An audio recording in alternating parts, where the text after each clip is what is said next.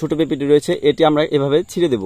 এটি আমরা ছিঁড়ে দেওয়ার কারণে ওই যে দুইটা পেঁপে রয়েছে এগুলো বড় হয়ে যাবে।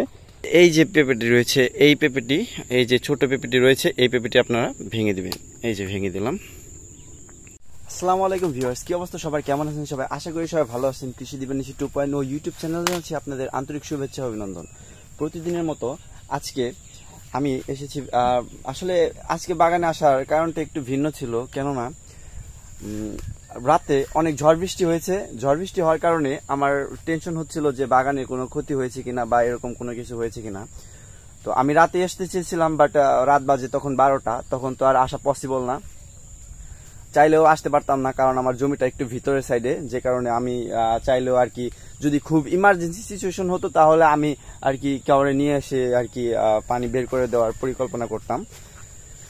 তো ভিউয়ার্স, ঝড় মোটামুটি ভালোই হয়েছে, আর পেঁপে বাগান মোটামুটি আলহামদুলিল্লাহ ওইরকম কোনো ক্ষতির সম্মুখীন এখনো হয়নি। নিচ দিয়ে শুধু দেখতেছি দু একটা পেঁপে টেপে পড়ে রয়েছে, মানে ছোট ছোট পেঁপে আর কি। এগুলো আসলে অতটা ক্ষতির সম্মুখীন নয়, আর গাছগুলা মোটামুটি আলহামদুলিল্লাহ অনেক ভালো আছে। আসলে যেরকম মনে করেছিলাম আসলে ওইরকমটি নয়। আপনারা দেখতে পাচ্ছেন ভিউয়ার্স, গাছে কি পরিমাণ পেঁপে রয়েছে। আর আলহামদুলিল্লাহ প্রতি বছরের যে ফলনটা ছিল এই বছরে মোটামুটি আলহামদুলিল্লাহ অনেক ভালো ফলন হয়েছে। আসলে ফলন হওয়ার সম্পূর্ণ এটা আমি আল্লাহকে দিতে চাই, কারণ আল্লাহ যদি না চায় তাহলে কিছুই হবে না, এটাই মানতে হবে, এটাই বাস্তব। এই যে গাছগুলো রয়েছে মাশাআল্লাহ, এই গাছগুলো কিন্তু অনেক বিশাল বড়, মোটামুটি ভালোই হয়েছে, অনেক বড় হয়েছে। বাট যে পেঁপেগুলো আসছে এই পেঁপেগুলো আমরা করব এই যে কিছু কিছু পরিচর্যা আপনাদেরকে 100% করতে হবে। যেমন কিনা এই যে গাছটি রয়েছে এই গাছটিতে যেমন এই যে ছোট পেঁপেটি রয়েছে এটি আমরা এভাবে ছিঁড়ে দেব। এটি আমরা ছিঁড়ে দেওয়ার কারণে ওই যে দুইটা পেঁপে রয়েছে এগুলো বড় হয়ে যাবে। তো এগুলো করণীয় টুকটাক কাজ আমাদেরকে বাগান ঘুরে ঘুরে খুঁজতে হবে। যেমন এই যে গাছটি দেখতে পাচ্ছেন, হচ্ছে না ভিউয়ার্স, এই যে ফোকাস হচ্ছে, এই যে পেঁপেটি দেখতে পাচ্ছেন, এই পেঁপেটি আমরা কি করব, ছিঁড়ে দেব। এই পেঁপেটি ছিঁড়ে দিলে পরবর্তী যে ছোট ছোট বড় পেঁপে রয়েছে এগুলো বড় হয়ে যাবে।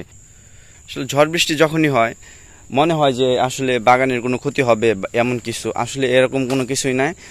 আপনারা যদি গাছের গোড়ায় ঠিকঠাক মতো মাটি থাকে তাহলে আপনাদের বাগানের কোনো প্রবলেম হওয়ার কথা না। এই যে গাছটিতে কি পরিমাণ পেঁপে এসেছে, এই সব পেঁপে যদি আমি বড় করতে যাই তাহলে বড় হবে না, মানে প্রপারলি বড় হবে না, ঠিকঠাক মতো সব একই সাইজের হবে না।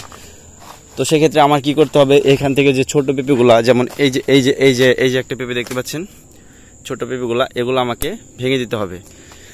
দরকার হয় আপনারা দুইটা ভেঙে দিবেন, একটা রেখে দিবেন, দেখবেন যে কিছুদিনের মধ্যে এই যে পেঁপেটি রয়েছে এই পেঁপেটি, এই যে ছোট পেঁপেটি রয়েছে এই পেঁপেটি আপনারা ভেঙে দিবেন।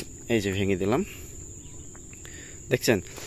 তো এভাবে ছোট ছোট কিছু পরিচর্যা রয়েছে, এগুলো আপনাদেরকে করতে হবে।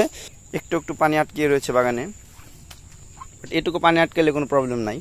দেখুন ভিউয়ার্স, এই যে গাছগুলো আমার পানিতে মরে গিয়েছিল, এই গাছগুলো কিন্তু আমার পানিতে টোটালি মরে গিয়েছিল, বাট এই যে গোড়ায় মাটি উঠিয়ে দিয়েছি, নিচ দিয়ে পানি আটকে গিয়েছে এখনও, তারপরেও গাছগুলো কিছু হয়নি। জমিতে প্রচুর পরিমাণে ঘাস জন্মে গিয়েছে, এই ঘাসগুলো যে করে হোক আমার স্প্রে দিয়ে মারতে হবে। বাগানের অবস্থা খুবই গুরুতর, পাতা কেটে দিতে হবে।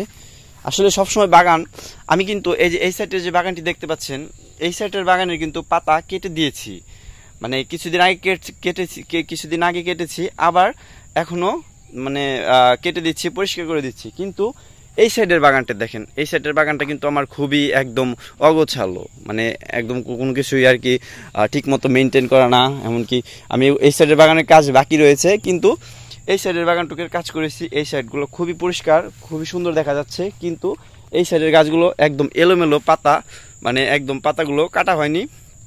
তো এখন আমরা এগুলোকে কাটবো, কাটার পর আমরা এই জমিতে ঘাস মারার ওষুধ দিয়ে, মানে যে ঘাস মারার যে ওষুধ আছে সেই ঘাস মারার ওষুধ দিয়ে আমরা পুরা বাগানের ঘাস মেরে দেব, তারপর আমরা কিছু পরিমাণে সার দেব।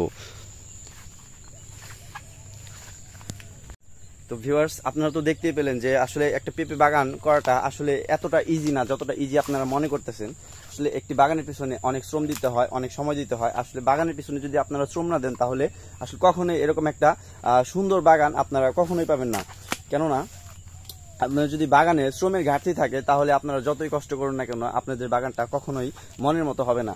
তাই যদি মনের মতো বাগান করতে চান তাহলে আপনাকে সঠিক জাত নির্বাচন করতে হবে। এমনকি সঠিক জাত নির্বাচন করার পাশাপাশি সঠিক মাটিও নির্ধারণ করতে হবে, এমনকি পানি যেমন সেচ দেওয়ার ব্যবস্থা করতে হবে, তেমন পানি বের করে দেওয়ারও ব্যবস্থা আগে করতে হবে, কেননা এগুলো পরের কাজ না, এগুলো সবসময় আগে চিন্তা ভাবনা করতে হয়। ঠিক আছে ভিউয়ার্স, ভিডিও এ পর্যন্তই, আবার দেখা হবে পরবর্তী কোনো ভিডিওতে। Thank you for watching this video. আর কৃষি দিবানিশি 2.0 ইউটিউব চ্যানেলকে সাবস্ক্রাইব করে পাশে থাকবেন, এমনকি যাদের চারা প্রয়োজন, এরকম শাহী জাতের চারা প্রয়োজন, তারা আমাদের সাথে যোগাযোগ করবেন, আমরা আপনাদেরকে চারা পাঠিয়ে দেওয়ার ব্যবস্থা করে দেব।